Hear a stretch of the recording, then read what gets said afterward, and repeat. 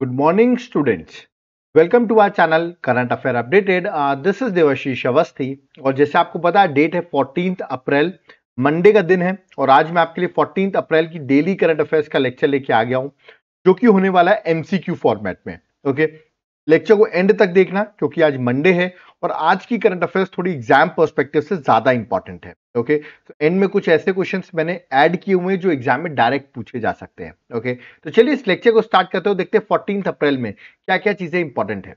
But मैं आपसे request करूंगा वीडियो को लाइक जरूर करिए स्टार्ट करने से पहले, जिसमें मैं आपके लिए डेली ऐसे करंट अफेयर्स के लेक्चर्स लाता रहूं। ओके, तो चलिए इस लेक्चर को स्टार्ट करते हैं। देखिए, स्टार्ट करने से पहले मैं आपको अपनी एक बुकलेट के बारे में बताना चाहता हूं, that is 10 month current affairs. ये बुकलेट जुलाई 2024 से लेके अप्रैल 2025 तक की सारी करंट अफेयर्स एक सिंगल बुकलेट में हमने बनाई हुई है, जहां पर करीबन 1800 से ज्यादा एमसीक्यूज हमने ऐड ऑन किए हैं। ये एमसीक्यूज में आप देख रहे हैं डायग्राम्स बने हुए हैं, एक्सप्लेनेशन दिया हुआ है, तो ये आसान हो जाता है आपके लिए पढ़ने के लिए। अगर आपने ये 1800 एमसीक्यू सॉल्व कर लिए तो ये हमारी गारंटी है कि आपका एग्जाम जो है वो क्लियर हो जाएगा, अगर आपने इसके डिस्क्रिप्शन और एमसीक्यू दोनों सॉल्व किए तो। अब आप सोचोगे ऐसी बुकलेट मिलेगी कहां पर जहां पर पूरे 10 मंथ की करंट अफेयर्स एक साथ मिल जाए। तो नीचे आपको मेरा व्हाट्सएप नंबर दिख रहा है, इस पर आप व्हाट्सएप करिए। तो ओके, आपको डिटेल्स हम फॉरवर्ड करेंगे। और अगर आप एप्लीकेशन से बाय करना चाहते हैं तो एप्लीकेशन का नाम है देवाशीष क्लासेस, जिसका लिंक हमने डिस्क्रिप्शन बॉक्स में दिया हुआ है। जब आप ऐप डाउनलोड करेंगे तो वहां पर आपको ये कोर्स मिलेगा, करंट अफेयर्स का कोर्स। इसको आपको तुरंत बाय कर लेना है। क्यों? क्योंकि जो मैंने अभी आपको नोट्स बताए वो तो मिलेंगे ही, और साथ साथ में याद रखिएगा आपको उस नोट्स की क्लासेस भी मिलेंगी। और अभी हमारे 1 मिलियन सब्सक्राइबर होने वाले हैं, आप लोग ऐसे ही हमें फॉलो करते रहिए। और 1 मिलियन सब्सक्राइबर की वजह से 1 मिलियन 40 जो है ये कूपन कोड आपको मिलेगा, जिस पर आप 40% ऑफ इस कोर्स पे पा सकते हैं। अगर आप इस कोर्स का कंटेंट चेक करना चाहते हैं ना, तो पहले आप एप्लीकेशन में जाकर कंटेंट चेक कर लें। आप खुद ही कंटेंट चेक करने के बाद इसको बाय कर लेंगे। अगर आपको सिर्फ पीडीएफ चाहिए तो आप इस नंबर पर व्हाट्सएप करके भी पीडीएफ को बाय कर सकते हैं। ओके, तो चलिए आज का लेक्चर स्टार्ट करते हो, देखते हैं 14 अप्रैल एग्जाम के लिए क्यों इंपॉर्टेंट है। Let's start. सबसे पहला question, on which date doctor B R Ambedkar Jayanti, जिसको हम भीम जयंती भी कहते हैं, इज सेलिब्रेटेड। किस दिन हम डॉक्टर बी आर अंबेडकर जयंती जो है वो सेलिब्रेट करते हैं। इसमें से आपको करेक्ट आंसर बताना है। मैं आपको डायरेक्टली आंसर बता देता हूं, आज का दिन ही अंबेडकर जयंती है, तो correct answer option number B है, दैट इज 14 अप्रैल। ओके, और क्यों बनाई जाती है 14 अप्रैल को, तो आपको याद रखना है to to pay tribute to doctor B R Ambedkar, ठीक है, जो कि आपको पता होगा चीफ आर्किटेक्ट रहे इंडियन कॉन्स्टिट्यूशन के। एक्चुअली इनका जो जन्म हुआ था वो हुआ था 14 अप्रैल 1891, इसीलिए हम 14 अप्रैल को B R Ambedkar Jayanti celebrate करते हैं। इनका जन्म याद रखिएगा मध्य प्रदेश में महू में हुआ था। ओके, जो कि इंदौर डिस्ट्रिक्ट में आता है। ओके, और इनको इवन भारत रत्न भी मिल चुका है, बट भारत रत्न इनको पोस्टमसली मिला है, मतलब आफ्टर डेथ मिला हुआ है।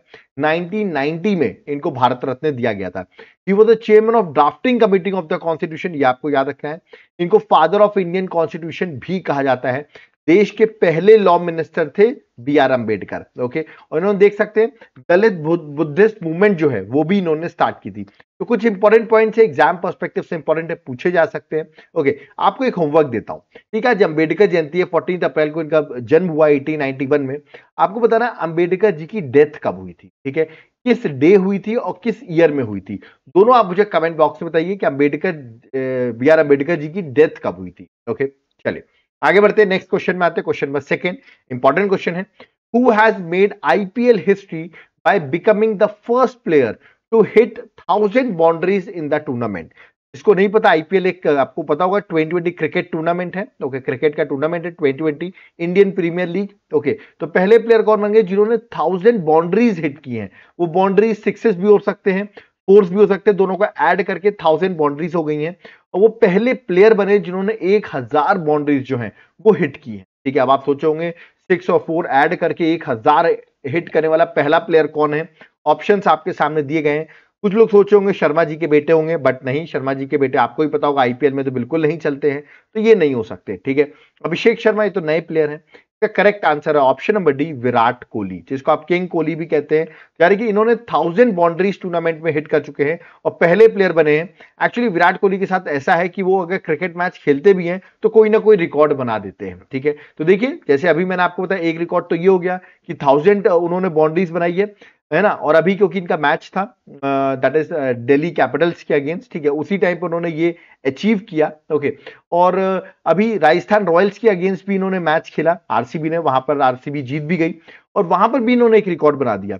ये पहले इंडियन बैटर बन गए जिन्होंने 50 मतलब 100 हाफ सेंचुरी बना दी है, मतलब 50 प्लस का स्कोर 100 टाइम्स बनाया है 2020 क्रिकेट में। अब आप सोच सकते हैं 2020 क्रिकेट में हाफ सेंचुरी की 100 बना दी इन्होंने, मतलब सोच सकते हैं किस तरह मतलब 50 से ज्यादा इन्होंने 100 बार बना दिया है, ठीक है, क्रिकेट टूर्नामेंट पे। तो बहुत बड़ी बात है ना। तो मैंने बताया आपको, जिस दिन ये क्रिकेट मैच खेलते हैं, दिल्ली के अगेंस्ट खेला तो ये रिकॉर्ड बना दिया, राजस्थान के खिलाफ खेला तो ये रिकॉर्ड बना दिया। तो रिकॉर्ड्स तो बनते हैं, जब भी विराट कोहली ग्राउंड में होते हैं तो रिकॉर्ड्स तो बनते हैं। ओके, और देखिए 1000 बाउंड्रीज में आप देख सकते हैं 721 फोर्स है इनके और 279 सिक्सेस हैं। ओके, अब और भी हो गए हैं ऑफकोर्स, बट सबसे पहले 1000 बाउंड्री करने वाले यही बने विराट कोहली। ओके, चलिए नेक्स्ट क्वेश्चन में आते हैं, question number third. Who won the Indian super league 2024-2025 title?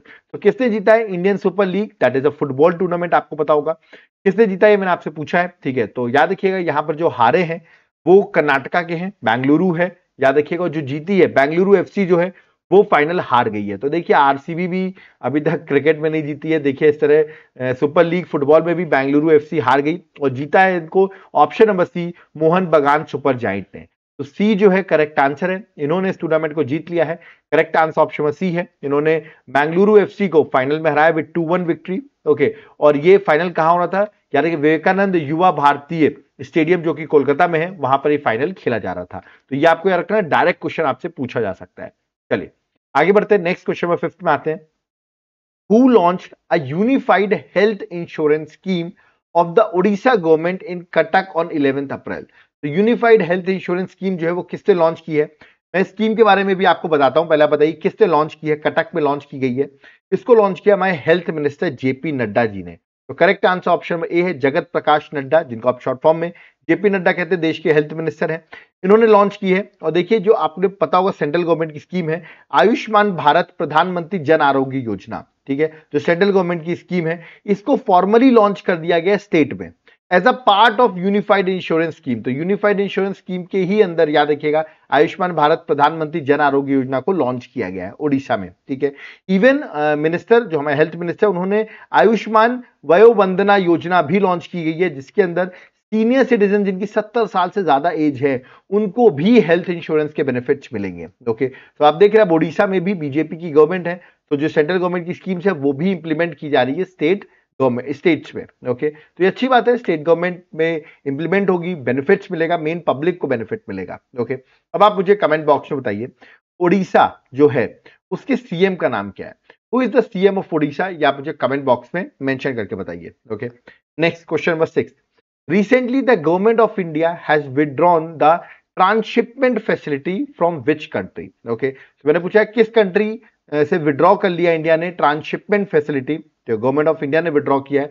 देखिए उससे उस कंट्री को बड़ा बेनिफिट होता था, इंडिया के पोर्ट्स को यूज करके वो अपने गुड्स को एक्सपोर्ट कर पाता था अदर कंट्रीज में। ओके, मतलब इंडिया के इंफ्रास्ट्रक्चर को यूज करो और बाहर जाकर एक्सपोर्ट करो, ठीक है। ये करती थी बांग्लादेश, और बांग्लादेश को 2020 में ये अलाउ किया गया था जब शेख हसीना की गवर्नमेंट थी, बट अभी उससे ये विड्रॉ कर लिया गया है। तो करेक्ट आंसर ऑप्शन में डी है, बांग्लादेश से इंडिया ने विड्रॉ कर लिया ट्रांसशिपमेंट राइट्स। ओके, जो कि 2020 में शेख हसीना के टाइम पर दिया गया था, जहां पर वो इंडियन पोर्ट्स को यूज करके, याद रखिएगा, अपने गुड्स को एक्सपोर्ट करते थे, बट अब उसको रोक दिया गया है, ठीक है। चलिए आगे बढ़ते हैं, बट उससे पहले आप मुझे बताइए बांग्लादेश की कैपिटल क्या है, what is the capital of Bangladesh, या आप मुझे कमेंट बॉक्स में बताइए। ओके, चलिए नेक्स्ट क्वेश्चन नंबर 7 में आते हैं। Recently third BIMSTEC, full form है bay of Bengal initiative for multi sectoral technical economic cooperation agriculture ministerial meeting, मतलब third BIMSTEC agriculture ministerial meeting जो है वो किस कंट्री में हेल्ड हुई? अभी आपने देखा हो बिम्स्टेक की समिट हुई थी 2025 में, जो कि थाईलैंड में हुई थी, ठीक है। दैट इज एट, आपको बताओ थाईलैंड में बैंकॉक में हुई थी, ठीक है। प्राइम मिनिस्टर मोदी भी गए थे समिट में, बट ये वाली समिट जो एग्रीकल्चर की समिट हुई है इसको शिवराज सिंह चौहान ने, जो हमारे देश के एग्रीकल्चर मिनिस्टर है, उन्होंने लीड किया है, ठीक है। तो किस कंट्री में समिट हुई है? तो ये समिट हुई है नेपाल में, काठमांडू में। ऑप्शन नंबर सी जो है Kathmandu is the correct answer. ठीक है, मैं बता दूं बिम्स्टेक में टोटल मेंबर्स हैं 7 मेंबर्स हैं, जिसमें इंडिया भी इसका मेंबर है और पाकिस्तान इसका मेंबर नहीं है, ये आपको याद रखना है। ठीक है, तो काठमांडू में हुई है, that is at Nepal. Okay, चलिए, और अभी मैंने आपको बताया 6 बिम्स्टेक समिट 2025 जो हुई है वो बैंकॉक थाईलैंड में हुई थी, जहां पर प्राइम मिनिस्टर मोदी ने इस समिट को अटेंड किया था। बट उसके बाद ही ये एग्रीकल्चर मिनिस्टर मीटिंग भी हो गई बिम्स्टेक की, जो कि काठमांडू नेपाल में हुई है। Okay, next question number 8, who won the gold medal in the compound mixed team event at the archery world cup stage 1 2025? तो बता दूं आर्चरी वर्ल्ड कप 2025 जो है वो स्टार्ट हो गया, उसका स्टेज 1 जो है वो भी स्टार्ट हो गया है। तो इसमें गोल्ड मेडल किसने जीता है कंपाउंड मिक्स्ड टीम इवेंट में? मैं इमेज आपको दिखा देता हूं, ये है इमेज और इनका नाम है ऋषभ यादव, ये जो है, और इनका नाम है ज्योति सुरेखा। तो ओके, तो ज्योति सुरेखा और ऋषभ यादव ने गोल्ड जीता है, तो correct answer option number C है। ठीक है, और ये टूर्नामेंट मैं आपको बता दूं 5 इवेंट्स में होगा। ठीक है, 8 अप्रैल से स्टार्ट हुआ है और 19 अक्टूबर तक चलेगा। अब आप सोचोगे कैसे अलग अलग इवेंट्स में होगा, वो मैं आपको बता देता हूं, आप समझ जाओगे। पहले याद रखिए ज्योति सुरेखा और ऋषभ यादव ने टूर्नामेंट में गोल्ड जीता है। देखिए, ये देखिए मैंने लिस्ट दे रखी है। अभी 18 से 13 अप्रैल, जो मैंने अभी आपको बताया 13 अप्रैल अभी खत्म हुआ है, तो 18 से 13 अप्रैल टूर्नामेंट यूएसए में हो रहा है। फिर देखिए मई में होगा, चाइना में होगा, फिर जून में टर्की में, जुलाई में स्पेन में, और अक्टूबर में वापस चाइना में होगा। तो आप देख सकते हैं स्टेजेस जो है 5 स्टेजेस में टूर्नामेंट होगा और फाइनली अक्टूबर में ये टूर्नामेंट कंप्लीट होगा। ठीक है, तो अभी जो स्टेज 1 चल रही थी उसमें गोल्ड मेडल जीता, तो मैंने आपको क्वेश्चन पूछ लिया। ओके, चलिए आगे बढ़ते हैं, नेक्स्ट क्वेश्चन में 9th में आते हैं। Recently which state government has change the name of Kuladabad town to Ratnapur? So Kuladabad town जो है उसका नाम चेंज करके रत्नापुर कर दिया है। तो किस स्टेट गवर्नमेंट ने किया है, ये मैंने आपसे क्वेश्चन पूछा हुआ है। मैं बता दूं यहां पर अभी औरंगजेब का भी आपको पता होगा, उनकी जो ब्यूरियल साइट है उस पर बहुत डिबेट चल रहा था, और ये वही स्टेट है, इसका नाम है महाराष्ट्र, याद रखिएगा। तो महाराष्ट्र ने नाम चेंज किया है, दैट इज कुलताबाद टाउन को रत्नापुर टाउन रख दिया गया है। तो करेक्ट आंसर ऑप्शन बी है, महाराष्ट्र गवर्नमेंट ने किया है। ओके, सीएम आपको बताओ देवेंद्र फडणवीस है। आप मुझे बताइए महाराष्ट्र के गवर्नर का नाम क्या है?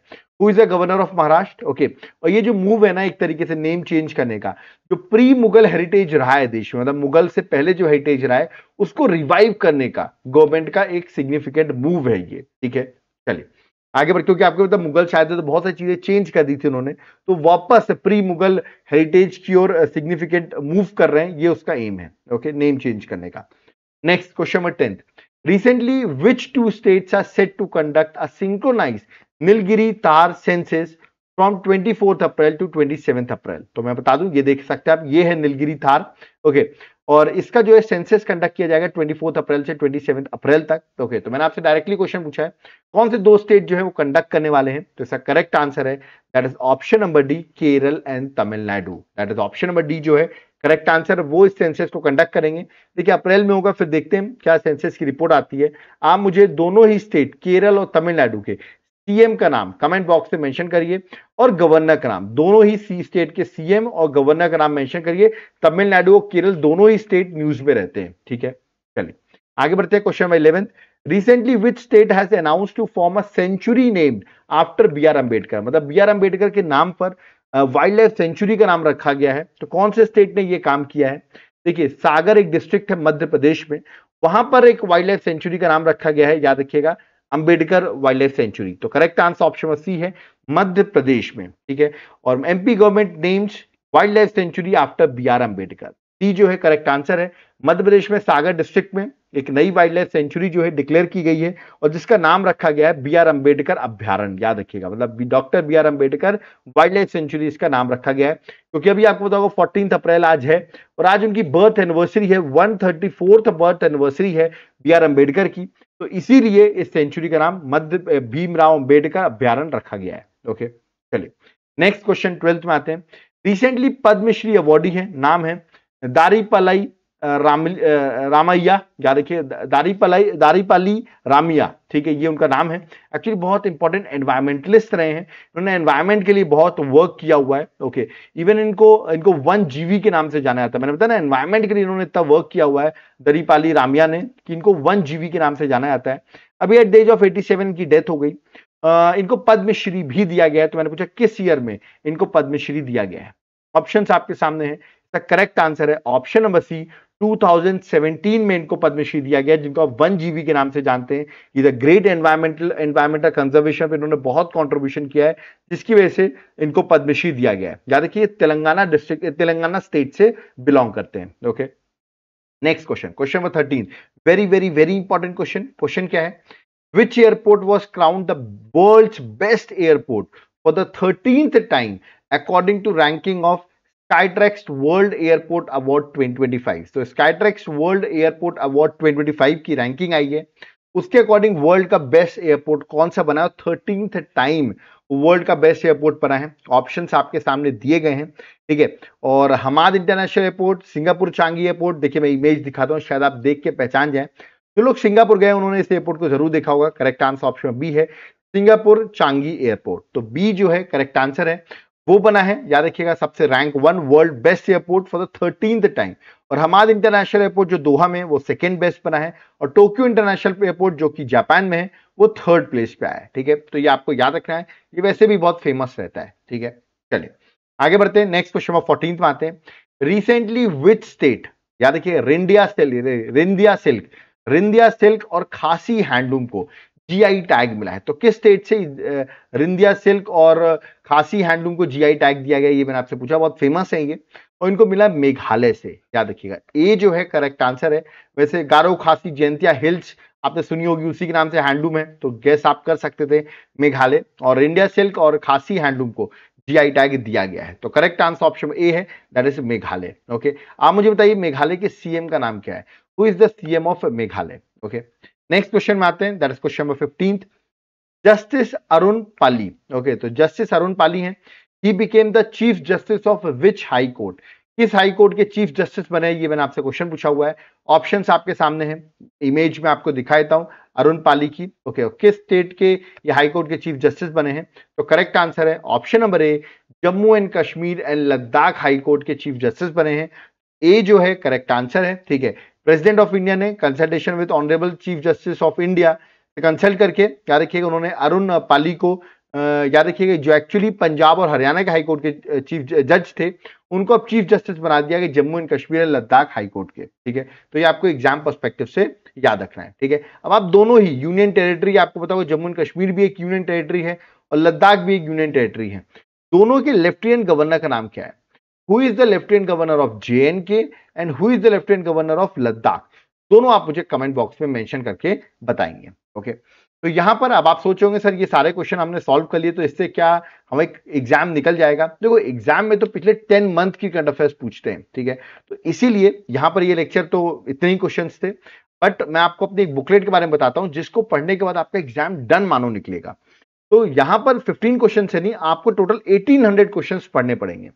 जुलाई से लेके अप्रैल तक जितनी भी एक्टिविटीज हुई हैं, उनको सबको MCQ फॉर्मेट पे हम प्रोवाइड कर रहे हैं। यहाँ पर आपको डायग्राम्स, एक्सप्लेनेशन सब कुछ दिया जाएगा, ठीक है। तो बुकलेट अब आप सोचोगे कैसे मिलेगी? नीचे आपको व्हाट्सएप नंबर दिख रहा होगा, इस पर आप व्हाट्सएप करिए, आपको डिटेल्स मिल जाएंगी। या तो आप मेरे एप्लीकेशन देवाशीष क्लासेस, जिसका लिंक डिस्क्रिप्शन बॉक्स में दिया हुआ है, उसको आप डाउनलोड करें। वहां पर आपको ये कोर्स मिलेगा, करंट अफेयर्स का कोर्स। इसको आपको तुरंत बाय करना है। क्यों? क्योंकि जो नोट्स मैंने बताए और नोट्स के साथ उसकी क्लासेस भी, और 40% का कूपन भी आपको मैं दे दूंगा इस कोर्स में। तो तुरंत जाकर आप इस कोर्स को बाय करें। अगर आप बाय नहीं भी कर रहे हो तो एक बार जाकर कंटेंट चेक कर लो, सिर्फ कंटेंट चेक कर लो एप्लीकेशन में। मैं बता रहा हूं, आप खुद ही बाय कर लोगे, मुझे बताने की जरूरत ही नहीं है। और जिनको सिर्फ PDF चाहिए, वो इस नंबर पर व्हाट्सएप करके भी PDF बाय कर सकते हैं। ओके, तो यहां पर मेरा लेक्चर तो कंप्लीट होता है, बट मैं आपसे रिक्वेस्ट करूंगा एप्लीकेशन जरूर डाउनलोड करें देवाशीष क्लासेस, क्योंकि वहां पर मैंने अभी आपके लिए कॉम्बो पैक लॉन्च किया हुआ है। अब आप सोचेंगे कॉम्बो पैक क्या है? देखिए, हर एग्जाम में 3 बेसिक नेसेसिटी होती है। पहली करंट अफेयर्स, दूसरी स्टैटिक जीके जैसे कि पॉलिटी, ज्योग्राफी, हिस्ट्री में जो इंपॉर्टेंट टॉपिक्स हैं, ठीक है। और तीसरा होता है MCQ सब्जेक्ट वाइज। ये 3 चीज अगर मिल जाए तो एग्जाम क्रैक करना आपके लिए बहुत आसान हो जाता है। तो तीनों को मैंने एक साथ कंबाइन करके कॉम्बो पैक बनाया हुआ है एप्लीकेशन में, आप उसको जाकर बाय कर सकते हैं। सारी चीजें मिल जाएंगी, नोट्स और कोर्सेज। और जिनको जनरल स्टडीज के कोर्स, जनरल स्टडीज की क्लासेस चाहिए, जनरल स्टडीज मतलब प्रॉपर सर आप polity, geography, history, economics, current affairs, environment, ये कॉम्बो पैक भी सब कुछ मिल जाए मुझे, ये कहां पर है? तो एक जनरल स्टडीज का कोर्स बनाया हुआ है, सारी क्लासेस हैं, आपको मेरे एप्लीकेशन में 40% ऑफ में दोनों चीजें अवेलेबल मिल जाएंगी। तो लेट मत करो, तुरंत जाकर एक बार कॉम्बो पैक ही चेक कर लो। और जिनको सिर्फ स्टैटिक जीके चाहिए तो वो भी मिल जाएगा। आप एक बार जाकर एप्लीकेशन में कोर्स का कंटेंट चेक करो। मैं बता रहा हूं सब लोग बाय कर रहे हैं, जो जो इस कोर्स को देख रहा है। मुझे बहुत से कमेंट्स भी आ रहे हैं कि सर ये कोर्स में आपने बहुत प्रॉपर्ली अरेंज कर रखा है। आप भी जाकर एक बार चेक करो फिर बाय करना। ओके, तो यहां पर मेरा लेक्चर कंप्लीट होता है, बट आई होप आपको लेक्चर पसंद आया होगा। आज के क्वेश्चन बहुत इंपॉर्टेंट थे। वीडियो को लाइक जरूर करिएगा अगर आपको क्वेश्चन पसंद आए।